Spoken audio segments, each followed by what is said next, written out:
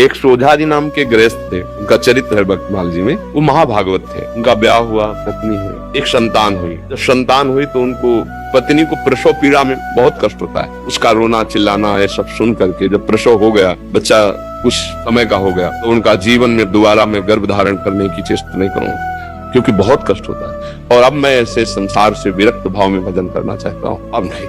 पत्नी से प्रार्थना की कि तुम्हारा पाणी ग्रहण किया है, इसलिए तुमसे हम अनुमति मांगते हैं या हमारे साथ चलो। अगर आप तो घर में सब सुख सामग्री है, बच्चा है, आप पालन पोषण करो, पर मैं विरक्त होकर आज से भगवान का भजन करूंगा। यदि आप कहते हो कि पाणी ग्रहण किया तो हमारे हाथ में हाथ मिलाओ, चलो जैसे मैं रहूंगा वैसे रहना होगा, पर साथ में कुछ नहीं, कोई नहीं, और भजन करना होगा। तो उनका मैं आपके बिना तो रह ही नहीं सकती, आपके साथ चलूंगी। तो चली। जब गांव के बाहर निकली, जंगल में पहुंची तो देखा थोड़ा धीमी चाल है। उनका जल्दी से आओ ना, तो देखा गोद में बच्चा है। तो पहले उनका कहा था कि हमारे साथ अन्य कोई नहीं चलेगा, सिर्फ आपकी अनुमति है, आप बच्चा ले। तो बोले नवजात शिशु इसको कहाँ छोड़े, इसको कौन पालन पोषण करेगा? तो उन्होंने कहा सब जीव जंतुओं का पालन पोषण करता है वही भगवान करेगा, या तो वापस हो जाओ या बच्चा यहीं छोड़ दो।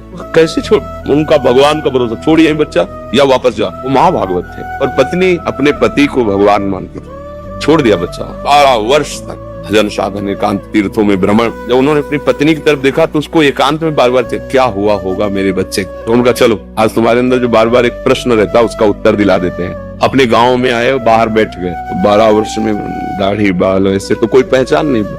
तो उन्होंने पूछा कि यार तुम्हारे गांव में एक सोजा जी थे, सुना वो संत बन गए, उनके कोई संतान थी, क्या हुआ आपको पता है? तो उनका अरे भाई उनके भाग्य क्या कहने।